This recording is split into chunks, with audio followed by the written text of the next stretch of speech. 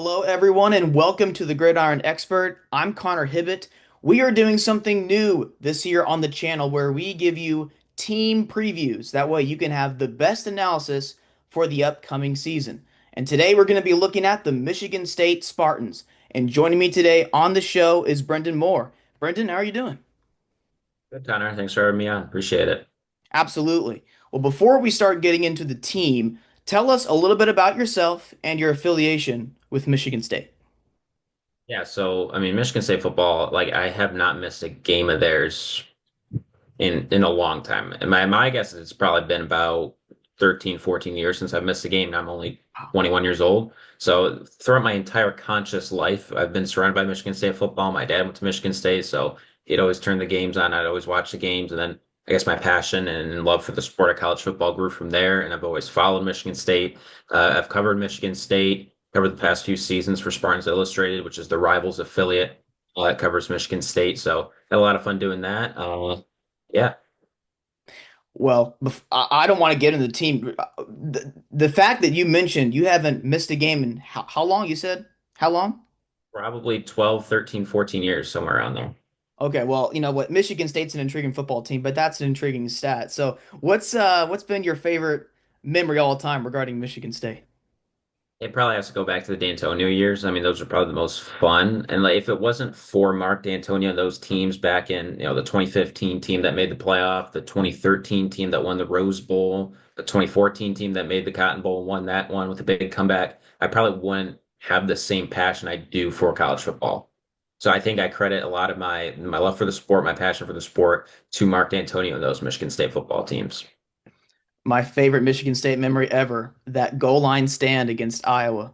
Or I'm sorry, no, they scored late Yeah. offensively, and I thought Iowa was going to have a goal line stand, but it was a third effort by the Michigan State running LJ back. Yeah, LJ Scott. yeah, it was like a third, fourth effort play there. But I'm a defensive guy, so I like those lower scoring games, and so that game was awesome. And yeah, that was like your typical Mark kind of game with how he ran things and just the pace of the game. That was an incredible game from start to finish.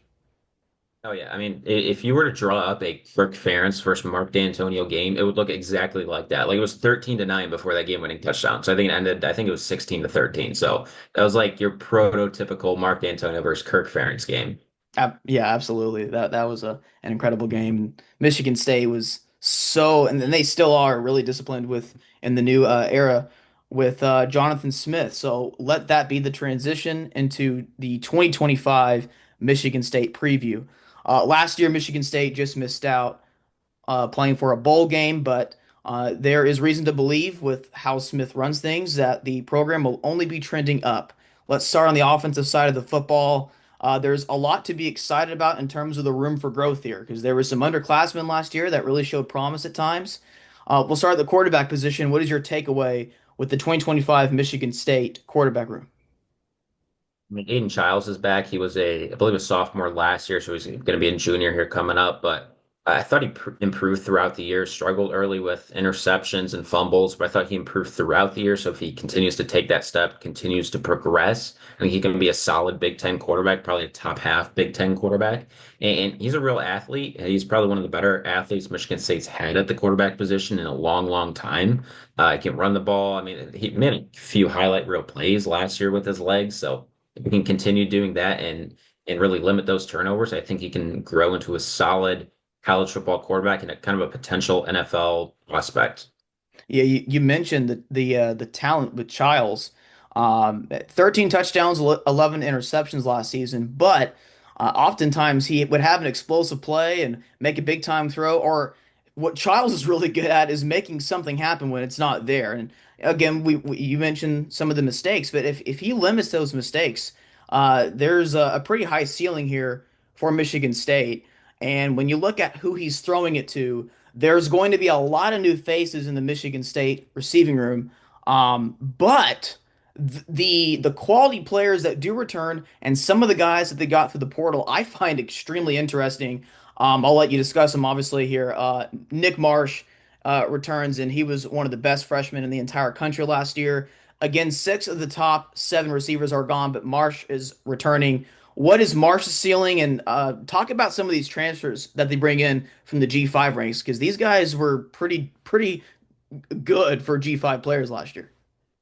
Yeah, I think you hit the nail on the head. I mean, Marsh, I thought was a little bit underrated considering how good that freshman wide receiver class was last year across the country. I mean, you had Jeremiah Smith at Ohio State, Ryan Williams at Alabama, even like Cam Coleman at Auburn had stole some headlines. I think Marsh is right up there. Maybe not quite with Jeremiah Smith, but I think he's right up there with Ryan Williams and Cam Coleman in terms of talent and production even. So he's going to be Michigan State's best receiver once again this year.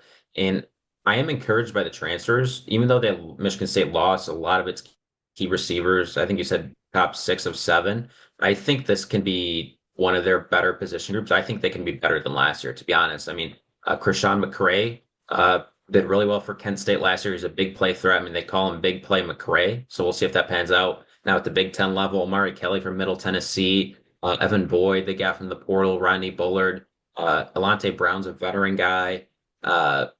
So I think they have a lot of nice pieces, and I think they have some good depth at the wide receiver position. I'm interested to see if Braylon Collier, he's a true freshman. I'm interested to see if he's going to contribute a little bit as well. I think he was a well-known guy in the high school scene in Ohio. So I think they got some good pieces at wide receiver. I'm very excited to see Amari Kelly, the transfer from Middle Tennessee. Last year, I remember a lot of the MTSU folks were like, "Yeah, you know what? We have a lot of young players on our team, a lot of questions, but Kelly is a beast. He could be first team all conference." And like they didn't even hesitate; they went straight to Kelly regarding his upside. So I'm very excited to see. I believe he's a former Auburn commit, right?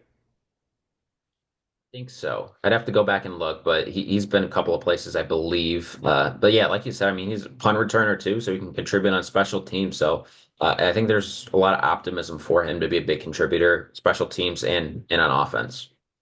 And then when you look towards the tight ends, which get featured a lot in Smith's offenses, Jack Velling returns, and he was terrific at Oregon State. And I would imagine he's going to have a very productive season this fall. Yeah, I was a little bit underwhelmed at the production last year. I mean, only had 400 some odd receiving yards. I think he only caught one touchdown, so I would expect those numbers to improve a little bit. I think at his peak, at his best, he can be one of the best tight ends in the country. I mean, he was getting some NFL draft hype coming into the year last year. Obviously, didn't really pan out, didn't go to the draft. That just happened this past weekend, but I think Velling's got a lot of upside, and if they can target him a little bit more in the passing game, I think that will only help this offense. And a lot of the tight end room returns, so the depth is there. Is it Parachek is or Parashek? And then Check, Masunis. yeah, they're all back. So this should be a quality room, like you said, if they live up to their full potential. Looking at the running game, I found this a little interesting. So Michigan State was pretty dedicated to the running game last season, but they only averaged about 115 rushing yards per game, about 3.5 yards per carry, again, despite their willingness to stick with the run game. Michigan State loses their top two running backs in terms of production from last fall. Is there a clear front runner for this room? I don't know about clear front runner. I think it's gonna be a running back by committee, if I were to guess, kind of similar to how Nate Carter and Kayron Lynch Adams ran things last year, where they were kind of a 1-2 punch. They just fed the hot hand pretty much. But Elijah Tautalver is probably the guy to watch. I'd say he's maybe the slight front runner, but I don't think he's gonna get like 90% of the carries like Kenneth Walker did back in 2021. So he's a transfer from Sacramento State. He had over 5 yards to carry last year for the Hornets. He's got some upside. He's also really good out of the backfield in the receiving game. So I think he'll probably get the most touches this upcoming year. But I do think Michigan State has two solid young guys with Brandon Tolles, Makai Frazier. I think they'll both be sophomores this upcoming season. So there's some potential with them. Jace Clarizio is a true freshman coming in, committed to Michigan State, decommitted, committed to Alabama, and then committed back to Michigan State. I think like a week later. So it was a good recruiting win for the Spartans there. We'll see if he contributes in the run game, possibly even special teams. So they got options. I wouldn't say this is going to be, one of the better backfields in the Big Ten. I don't think it will be, but I think there's some options in the running game. And I would imagine the floor is only going to be higher this season for the running game, right? I think that depends on the offensive line, which to me is a question mark. I know I'm sure we'll get into it, but I think that depends mostly on the O line. Well, we'll let that be the transition point to the offensive line. Do you think this is the biggest question on the entire team? Not the entire team. On the entire offense, I would say yes. I think they had some injuries last year. Last few years, they've had a lot of injuries, but I think this is the year where the young guys need to step up. Guys like Stan Ramil is a redshirt sophomore now, so third year in the program. He steps up, becomes a reliable left tackle. I think this offensive line will be better for it. They got three or four transfers. I think will be either starters or get meaningful playing time. Matt Golden's probably going to play center. He's from Wake Forest. Luka Vincic from Oregon State. Uh, uh, Previous played under Jonathan Smith over there, so he kind of knows the system a little bit. Connor Moore was a big recruiting win in the transfer portal. He was a big Montana State transfer. He's probably going to play tackle for this team. So that was a big recruiting win for Michigan State this past January. They got some other guys from the portal. Caleb Carter's another name from Western Carolina. So these transfers really need to pan out if this offensive line is going to be good. Uh, so it kind of remains to be seen. It's kind of a question mark, I would say. So, the transfer from Wake Forest, you think he's going to be the starting center, and then maybe Luca plays one of the guard positions? That'd be my guess. I think Luca's an interior guy, so I think he'll probably play one of the guard positions with Matt Golban, who mainly played guard at Wake Forest. I think he's going to move into center. Got you. What does the depth look like for the offensive line? I mean, I know we were just mentioning some of the starting pieces that still need to be figured out, but how does the depth look if there's an injury or two up front? I think they got good young talent. I think Rustin Young, he's a redshirt freshman. And going back to some of the guys like they recruited that aren't transfers, Rustin Young, Peyton Stewart, Andrew Dennis. So these are some of the names to look for. They've haven't really played a whole lot yet, but if they can step up, kind of fill the void as the twos or maybe even the threes. Cole Dellinger's another name. I think this offensive line will be good if those guys can step up in backup roles. So, to summarize the Michigan State offense for this fall, who would you say are going to be the dudes, the playmakers, the difference makers, besides Marsh? We obviously know what Marsh is capable of. Yeah, like you said, Marsh. I think Krishan McCray can be a big time play, an explosive play threat. He's one to watch. Uh, Obviously, Aiden Giles. I mean, he does make mistakes, but he's exciting to watch with his ability, with his legs, and he made some big time throws last year down the field. So we'll see it. We'll see how he improves this year. But I would say besides Marsh, the two other players to watch for me are Krishan McCray and Aiden Giles. Gotcha. Yeah, you're talking about again limiting the mistakes for Aiden Childs.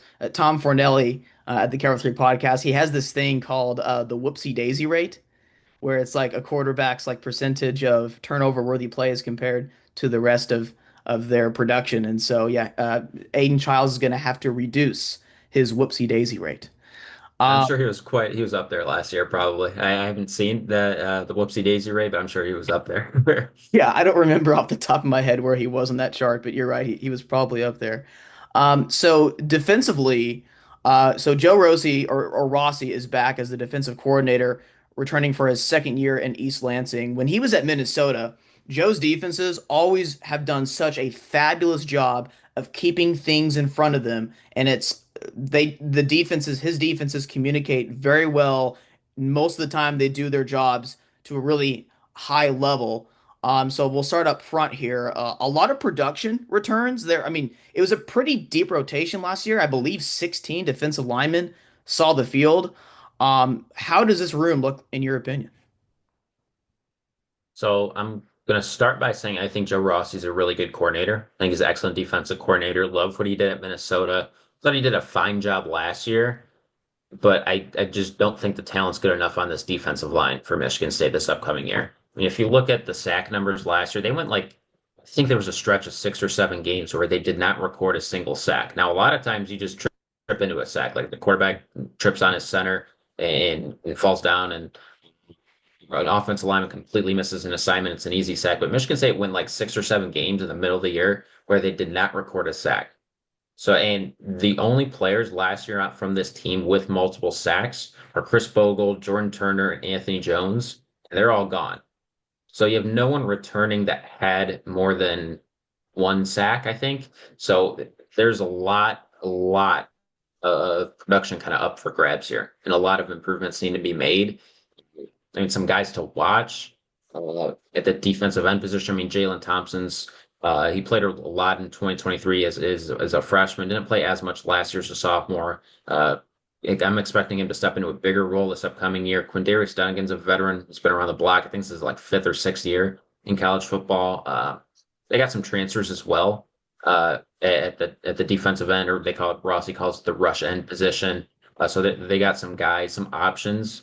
I mean, none of them were like high production guys, but Isaac Smith from Texas Tech, I think he had like 3.5, 4 sacks last year. There was a couple other guys, Cam Williams, they just got the other day from Georgia State, so they have some options. But to be honest, I'm not super optimistic that this defensive line is going to be able to rush the passer to much success. So now this is starting to make sense. I'm putting two and two together here. So there were a lot of defensive linemen that saw the field last year, probably because they were trying to experiment to see which guys could stand out amongst the rest.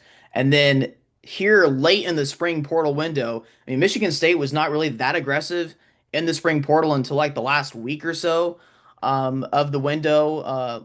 And the majority of the players that Michigan State got through the spring portal window were edge rushers. You mentioned a couple of them. Yeah, so David Santiago from Air Force, Grady Kelly, Florida State, Isaac Smith, Texas Tech, and then Cam Williams, as you just mentioned a minute ago, from Georgia State. So, earlier I said, is the offensive line the biggest question? And you said maybe for the offense, not on the team. So I'm guessing the edge rushers and difference makers up front on the defensive side of the football might be the biggest question for the Spartans this fall.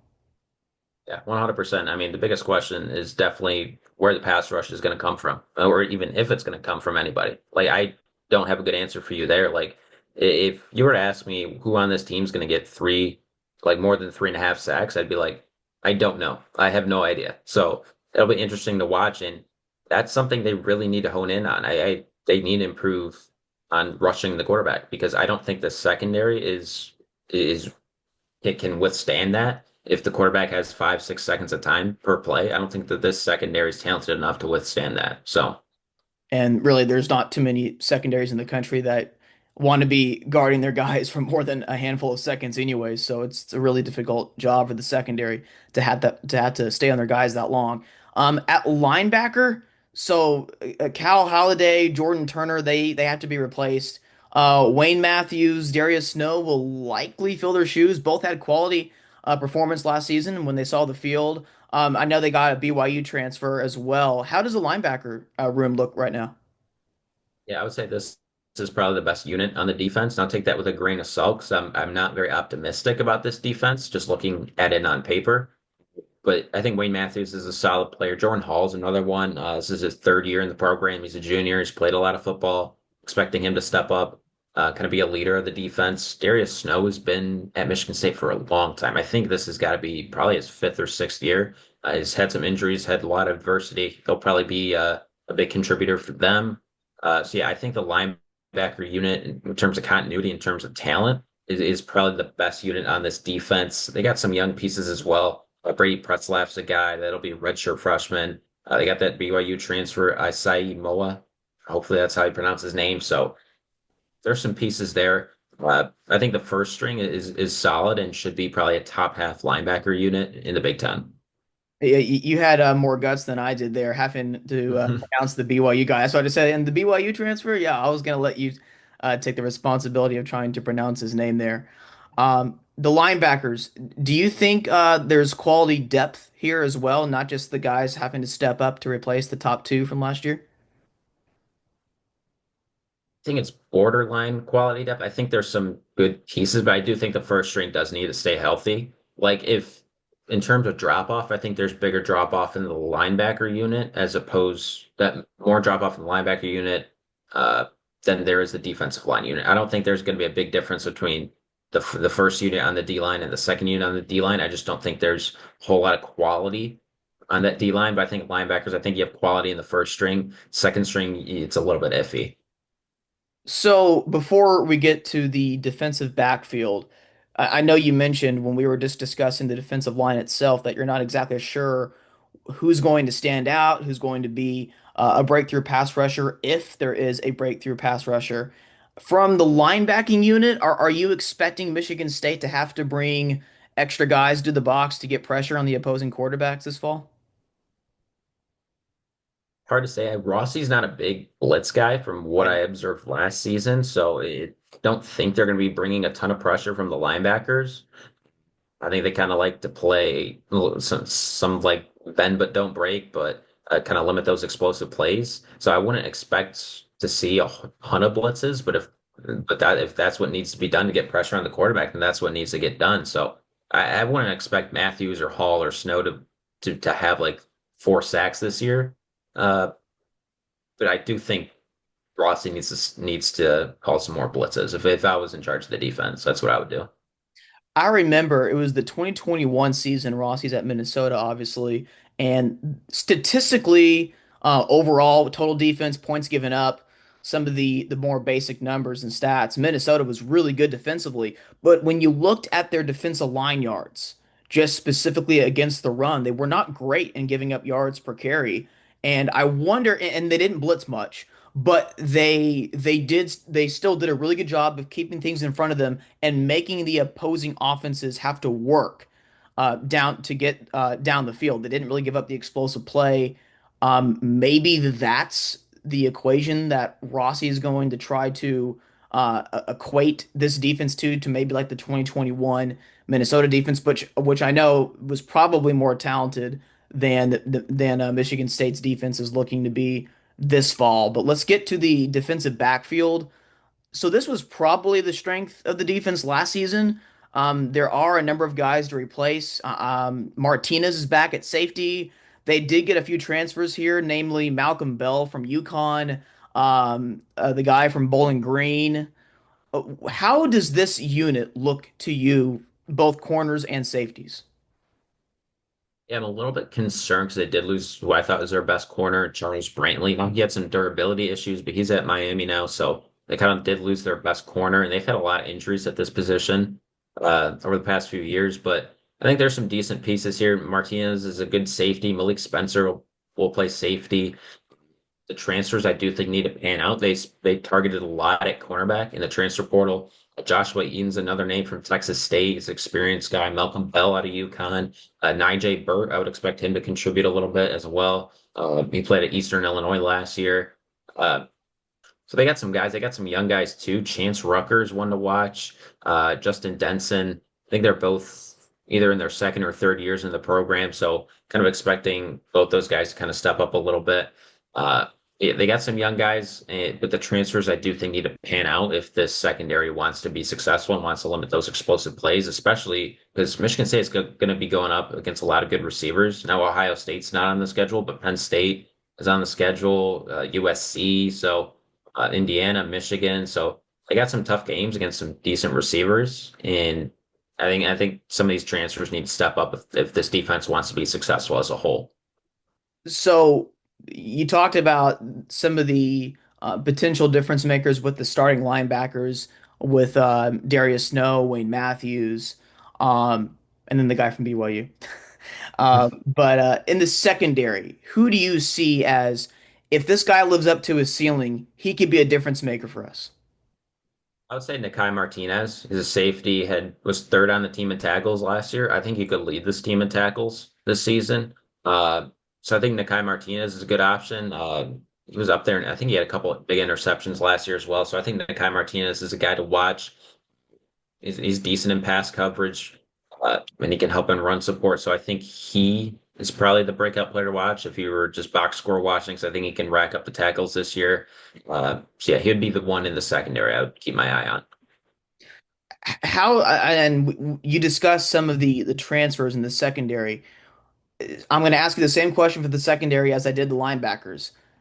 Do they have to stay healthy, or do you feel confident in the backups? I'm confident in the backup's talent. but the lack of experience does concern me a little bit. Like I mentioned, some of the young guys, Justin Denson, Chance Rucker, Andrew Brinson's another name in the secondary. It's a young guy. So if they're thrust into action, we'll see. I think they're talented enough to eventually be reliable Big Ten quality starters, but are they reliable right now? I'm not sure. So uh, obviously don't want to get injured, but I think there is some talent with the twos, just lack of experience. So, in summary, with the 2025 Michigan State Spartans, it feels like the offense is going to have to do some of the heavy lifting early on. Is that correct? I would say so. I think the offense it could be average to good with the potential to being really good. And I think the defense, I think their ceiling is being an average Big Ten defense. I just don't think the talent is there. I don't think the transfer additions were good enough on defense. So defense is the biggest question mark with this Michigan State team. And if Michigan State's going to get to a bowl game, I think the offense needs to be good to really good. So, last year, Michigan State missed out on a bowl game. Do you think the expectation this year is just to get to a bowl game, or do you think that there is a potential to win seven, maybe eight games if you win the majority of your toss-ups? Yeah, I mean, there's that potential. I think the ceiling is probably 8-4. I mean, if you look at the schedule, the only games that I would say are like, okay, that's going to be really tough to win are Penn State, maybe at Iowa. I mean, you get Michigan at home. That's ideal. At USC is going to be tough, but there's not a lot of these games on the schedule that are like, okay, you're going to lose that. Like Ohio State's not on here, Oregon's not on here. They don't have a super tough out of conference game. So I think there's only really one for sure loss, and that's to Penn State. These other games do seem winnable. I know they're going to be underdogs in a lot of them, but they're still winnable football games. So I think a bowl game is probably the minimum expectation. I mean, but looking at the roster, I think that's probably where they're going to end up, kind of that 5-7 to 6-6 range yet again, which is going to upset Michigan State fans, and that's going to put a lot of pressure on Jonathan Smith heading into year three. Do you think Michigan State is going to attack the portal a lot next year for upgrades, maybe at some of the spots defensively in particular? I think they need to because I think the high school recruiting has been a little bit underwhelming recently. Now they've gotten some good guys. They've had some recruiting wins, but as a whole, in terms of the entire class over the past few cycles, that the talent they're bringing in is not good enough to be competing at the level Michigan State fans want them to be competing at, and the level that they really should be competing at, which I think they should be, a top half team in the Big Ten, maybe even the top 7 or 8, top third team in the Big Ten. I mean, top six. So, yeah, I just don't think the talent they're bringing in from the high school ranks is good enough, and I don't think the talent they're bringing in from the portal this cycle was good enough, and I think they really need to step up in the portal next cycle if they really want to accelerate this rebuilding and get to that 7-5, 8-4, and 9-3 mark. I think this program has the potential to be competing for college football playoff spots on a somewhat regular basis. Every 3 to 4 years be in the playoff. And right now, it doesn't seem to be completely trending that way, which I know Michigan State fans are not super happy about that. Well, Brendan, you did a really good job answering all the questions at really good length. When I first started this video, I'm like, you know what? We'll see how long it lasts. And then just a couple minutes ago, I'm getting my little notification on Zoom that we only have a handful of minutes left. So that's when you know that the interviewee is doing a really good job giving lengthy answers. So, and you do a really good job covering Michigan State. Everyone, make sure to go follow Brendan Moore. Again, he does a really good job covering Michigan State sports. Also, I do want to bring up a year ago, you were on a podcast and you got called the encyclopedia. And I think you do a pretty good job of living up to that name and reputation. I appreciate it, Connor. Means a lot. And we'll look to have you back on the Gridiron Expert next year to talk about Michigan State. And hopefully it's the talent has increased and maybe the ceiling will be even higher next year. Hey man, we'll see what the next year holds. It'll be interesting for Michigan State football. Yeah, hopefully the talent improves, whether it be through high school, through the transfer portal. So yeah, we'll see. We'll see what happens in this next year. All right. Well, we're looking forward to having you on again, Brendan. You do a really good job. I kind of appreciate it.